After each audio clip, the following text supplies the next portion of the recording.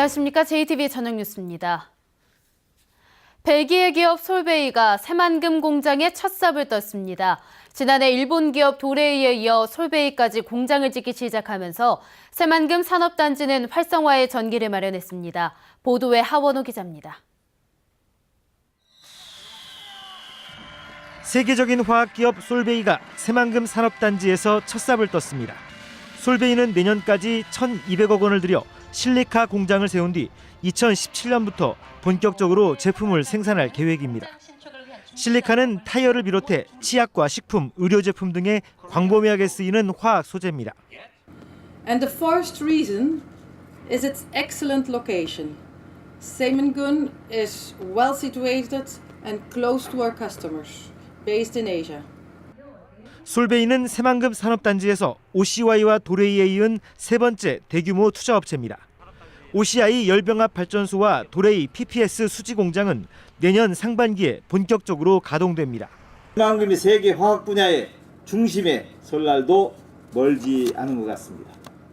새만금 사업이 최근 아주 호기를 맞고 있습니다. 그러나 이들 기업 이후에 새로운 기업을 유치하지 못한 점이 아쉬움으로 남습니다. 새만금 투자기업의 고용과 통관 등에 대한 규제를 풀고 있지만 다른 경제자유구역, 기업도시 등과 비교해 차별화가 부족하다는 평가를 받고 있습니다. 많은 글로벌 기업들이 보다 좋은 환경에서 기업 활동을 할 수 있도록 규제를 풀어주는 것을 논의 확정한 바도 있습니다. 새만금의 경쟁력을 더 높일 수 있도록 기반시설 건설과 규제 완화 등 보다 나은 투자 여건을 만드는 작업이 시급해 보입니다. JTBC 뉴스 하원호입니다.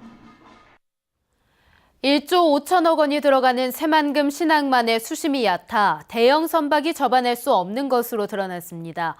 대형 선박을 유치하려면 준설이 시급한데 정부로부터 제때 준설 예산을 확보할 수 있을지가 관건입니다. 김철 기자입니다. 오는 2020년에 1단계 공사가 완공될 새만금 신항만입니다. 사업비 1조 5천억 원을 들여 2만 톤급 선박이 접안할 4개의 부두를 짓게 됩니다. 그런데 이 새만금 신항만에 5만 톤급 이상의 대형 선박이 접안할 수 없는 것으로 드러났습니다. 당초 2만 톤급 선박으로 계획된 부두여서 수심이 얕기 때문입니다.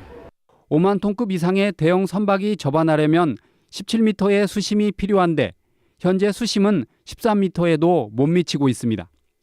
새만금 신항만 앞바다는 군산항과 달리 토사가 쌓이지 않기 때문에 처음에 제대로 준설을 하면 추가로 준설을 하지 않아도 됩니다. 하지만 해양수산부는 초기 물동량이 많지 않은 새만금 신항만에 굳이 대형 선박이 필요하지 않다며 준설을 서두르지 않고 있어서 해수부를 설득하는 게 큰 과제입니다. 1단계 사선석 부두 안벽 준설 공사 추진 시 5만 톤급 이상의 선박이 입출항할 수 있도록 최대 17m의 수심 확보를 건의 중에 있습니다. 오는 2020년 개장 이전에 적절한 수심을 확보하지 못하면 대형 선박이 1조 5천억 원을 들인 새만금 신항만을 외면할 수 있습니다. JTBC 뉴스 김철우입니다. 지난해 예비 타당성 조사를 통과한 새만금 남북 이축도로가 정부의 중기재정계획에서 빠져 새만금 개발에 차질이 우려됩니다. 전라북도는 새만금 신항만에서 전주로 이어지는 동서 이축도로를 올해 착공했지만 남북 이축도로의 경우 중기재정계획에 빠져 예산 확보가 어렵다고 밝혔습니다. 새정치민주연합의 김관영 의원은 새만금의 조기 개발을 위해 남북 이축도로가 시급하다며 정부의 예산 반영을 촉구했습니다. 전주시가 송천동 항공대대를 도도동으로 옮기는 행정 절차에 속도를 내고 있습니다. 하지만 이전 예정지 주변 주민들의 반발이 여전해 진통이 적지 않을 것으로 보입니다. 권대성 기자입니다. 전주시가 송천동 항공대대를 도도동으로 옮기기 위해 국방부와 합의각서를 맺은 데 이어 전략 환경 영향 평가에 들어갔습니다. 환경 영향 평가는 오는 8월 말까지 이루어집니다. 전주시는 이전 예정지인 도도동과 주변 반경 5km를 대상으로 헬기 소음과 진동 등의 예상 피해를 조사할 예정입니다. 단순히 행정 절차에만 몰두하거나 형식적인 조사에 그치지 않고 예상되는 피해에 대한 보상 대책과 발전 방안을 진정성 있게 모색하겠습니다.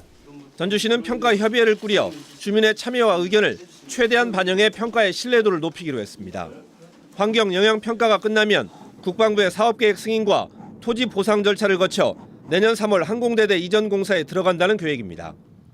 항공대대 이전 예정지인 도도동을 비롯해 조촌동과 김제 백구동 주변 주민들은 이전에 반대하고 있습니다. 지난 16일 첫 공개 이전 설명회는 주민들의 반발 속에 성과 없이 끝났습니다.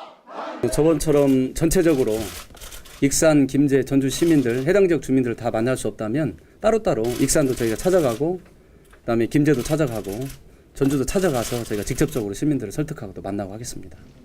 김승수 전주시장이 직접 호소문까지 발표한 가운데 주민 반발을 해소하고 항공대대 이전이 계획대로 추진될 수 있을지 주목됩니다. JTB 뉴스 권대성입니다.